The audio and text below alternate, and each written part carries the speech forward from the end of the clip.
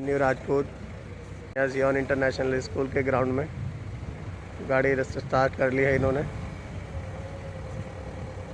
अब ये धीरे धीरे आ रहे हैं। ये शुरू कर दी है अब इन्होंने गाड़ी।